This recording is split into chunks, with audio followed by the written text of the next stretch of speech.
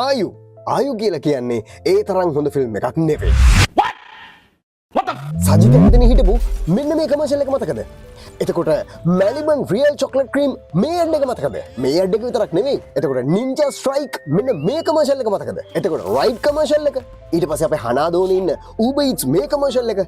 මේ කමර්ෂල්ස් ඔක්කොගෙම ඩිරෙක්ට් වෙච්ච චත්‍රවීරමන් ඔන්න ෆිල්ම් එකක් කරලා. හැබැයි මේ දෙවෙනි ෆිල්ම් එක. එයාගේ පළවෙනි ෆිල්ම් එක තමයි ආලෝකෝ උදපාදි. එයාගේ දෙවෙනි ෆිල්ම් එක තමයි ආයු. මම දන්න විදිහට දෙවෙනි ෆිල්ම් එක.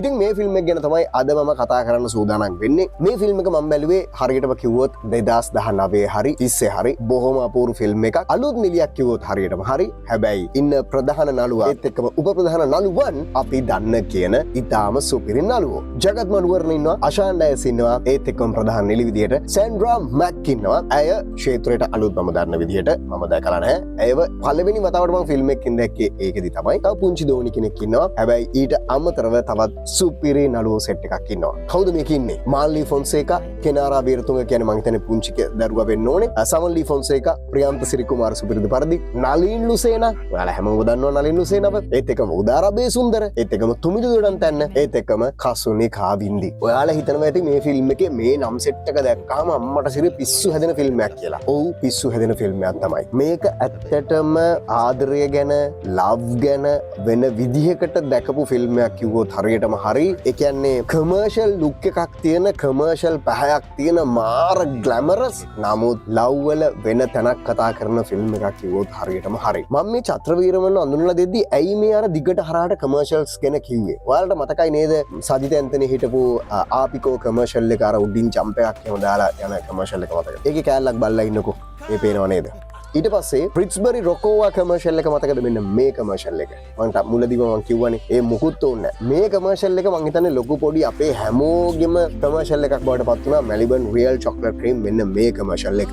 ඒත් එක්කම ඔයා දැකලා ඇති මෙන්න මේ රියල් එනර්ජි කියන මේකෙන් ආපු රයිඩ් කමර්ෂල් එකත් ඔයා දකින්න ඇති. ඒත් එක්කම රිට්ස්බරිලා දීපවාලි කමර්ෂල් එකක් කරා මෙන්න මේ විදිහට. ඔය වගේ කමර්ෂල් ගණනාවක් කරා. ඒ වගේම අපේ හනාදෝනේ ඉන්න කමර්ෂල් එකකුත් තියෙනවා Uber Eats එකේ. ඒ වගේ සුපිරි කමර්ෂල් සෙට් එකක් මෙයා නිර්මාණය කරලා තියෙනවා. ඉතින් මේ වගේ කලර් එකක්, මේ වගේ ඩෙප්ත් එකක්, මේ වගේ ලස්සනක් මේ කමර්ෂල් වලට ගෙනාපු කෙනාට ඇයි බැරි ෆිල්ම් එකක් කරන්න? ආලෝක උදපාදි ගැන මට පුංචි තියෙනවා. මොකක්ද ඒකට කියන්නේ? ආලෝක උදපාදිගේ ඊටත් වඩා දෙයක් කරන්න තිබ්බා වගේ පොඩි ෆීල් එකක් තියෙනවා මගේ පෞද්ගලිකව. හැබැයි ආයු ෆිල්ම් එකේ නම් මම හිතපු ඩෙප්ත් එක, මම හිතපු ලස්සන, මම හිතපු ග්ලැමර් එක චත්‍රවීරමන් බොහොම අපූර්වට අරන් ඇවිල්ලා තිබ්බා. මේ ෆිල්ම් එක ගැන විශේෂයෙන් මම කතා කරන්න හේතුව එකක් චත්‍රවීරමන්ගේ මේ කමර්ෂල් සෙට් එක, ඊට පස්සේ ආලෝක උදපාදි කරපු එක, ඊට පස්සේ එයා මේ වෙද්දී ලංකාවේ මේ සිනමාවට කමර්ෂල් ක්ෂේත්‍රයට දීලා තියෙන සර්විස් එක නිසාම තමයි මම ඇත්තටම මේක කතා කරන්න හේතුව. මට මතකයි චත්‍රවීරමන් ඒ දවස්වල ආලෝක උදපාදි ඉවර කරපු කාලය සහ ආයු පටන් ගන්න හිටපු කාලය අතරතුර කාලයකදී මම එයාගේ ඇනිමේෂන්ස් ගැන නැත්නම් 3D ගැන කතා කරපු, ඇනිමේෂන්ස් ගැන කතා කරපු වර්ක්ෂොප් එකකට ගියා. ශිෂ්‍යයෙක් හැටියට මම එයාත් එක්ක ගිහලා කතා කරා. එයාගෙන් ඉගෙන ගන්න ගොඩාක් දේවල් තියෙනවා. ඒ නිසා මේ වර්ක්ෂොප් එකට සහභාගී වුණා. ඉතින් ඒකෙදි මම ගොඩාක් දේවල් ඉගෙන ගත්තා. ඒ අතරතුරේදී දැන් මට කියන්න තියෙන්නේ මේ ෆිල්ම් එකේ මේකප් ආටිස්ලා දෙන්න වේවා, එහෙම නැත්නම් ඇසිස්ටන්ට් ඩිරෙක්ටර් වේවා, මේ ඇවිල්ලා මට නිතරම හම්බ වෙන අය, මට මුණ ගැහෙන අය, මගේ යාළුවෝ විදිහට ඉන්න අය. විශේෂයෙන්ම කියන්න ඕනේ මේකේ AD ඇවිල්ලා චාමර සේලාර. මාත් එක්ක එකට සෙල්ලම් කරනවා. අපි පිස්සු වැඩ වලට අරහෙට මෙහෙට යන කෙනෙක් තමයි චාමර සේලාර කියන්නේ. චාමර සේලාර ලංකාවේ ඔයාලා නිකන් සර්ච් කරලා බලන්න ලංකාවේ ෆිල්ම් ගණනාවක AD කෙනෙක් හැටියට වැඩ කරපු, තාමත් වැඩ කරන ලස්සන තරුණ කොල්ලෙක්. එයා විතරක් නෙවෙයි මේ ෆිල්ම් එකේ ඉන්න අපේ හර්ෂ මංජුල සහ හරුන් ෂයිඩීන්, අපේ හරුන් අයියයි, හර්ෂ අයියයි. ඉතින් ඒත් අපේ යාළුවෝ තමයි. අනිත් අය අපිට ක්ෂේත්‍රයේදී මුණ ගැහිලා තියෙනවා. නමුත් යාළුවෝ හැටියට අපිට මට මුණ ගැහෙලා නැහැ. ඉතින් ඒ ගැනත් මම මතක් කරන්න ඕනේ. ඉතින් කොහොම හරි මේ ෆිල්ම් එක ගැන නැවත කතා කරොත් එහෙම මේ වගේ කාස්ට් එකක් එක්ක තුමිදු දොඩන් තැන්න, කසුනිකාවින්දි, උදාරා බේසුන්දර, නලින් ලුසේනා, ප්‍රියන්ත සිරිකුමාර, නෙළුම්කුල්ල ෆිල්ම් එකෙත් මේන් කැරක්ටර් එක, ඊට පස්සේ වාලම්පුරියෙත් මේන් කැරක්ටර් එක, මේ වගේ නළු නිලියෝ එකතර සමනලි ෆොන්සේකා, මාල්ලි ෆොන්සේකා, අෂාන් ඩයස්, මේ කියන්නේ වාලම්පුරියේ හිටපු සෙට් එකම මේ ෆිල්ම් එකෙත් ඉන්නවා කිව්වම හරිම ලස්සන ෆීලිං එකක් එන්නේ. ඉතින් මේ ෆිල්ම් එක බලන්න බීච් බෝයි කෙනෙක් හැටියට තමයි ජගත් මනුවරණ ඉන්නේ. මෙහි ප්‍රධාන නිලිය. ඇය මේ බීච් බෝයිව හම්බෙන්නේ ඇයි? එතකොට ඇයත් එක්ක ඉන්න මේ දරුවා කවුද? සෑන්ඩ්‍රාගේ කැරක්ටර් එක නිශ්මි, ජගත්ගේ කැරක්ටර් එක සචින්. ඉතින් සචිනුයි නිශ්මී අතර ඇති වෙන මේ ආදරය හරි නැත්තම් මේ එකිනෙකාව බලා ගැනීම හරි නැත්තම් කෙයාරින් එක හරි බිල්ඩ් අප් වෙන විදිහයි මේකෙන් කවුද රැකෙන්නේ, මේකෙන් කවුද පිහිටක් ලබන්නේ, මේ ලව් එක නිසා ඒ කියන්නේ කාගේද වැඩිපුර වැඩි ආදරයක් දෙන්නේ කියන එක සම්බන්ධව හරිම ලස්සන කතාවක් ඔයාලට පෙනෙයි. මොකද ජගත් මනුවර්ණ සචින් කියන කැරක්ටර් එකෙන් අපිට දෙන පණිවිඩය ලොකු පණිවිඩයක්, ලොකු ඩෙප්ත් එකක් තියෙනවා කිව්වොත් හරියටම හරි. ඒ තරම් ලස්සනට ජගත් මනුවර්ණ මේ ෆිල්ම් එකේ රඟපානවා. ඒත් එක්කම කියන්න ඕනේ මේකේ හරි ලස්සන තැන් දෙකක් තියෙනවා. ඉතාලම මට මතක තැන් දෙකක්. ඇත්තටම මේ ෆිල්ම් එක මම බැලුවේ 2019 හරි 20 හරි. ඒ නිසා මට තනින් තනින් තමයි මතක. හැබැයි මේ සිද්ධි දෙක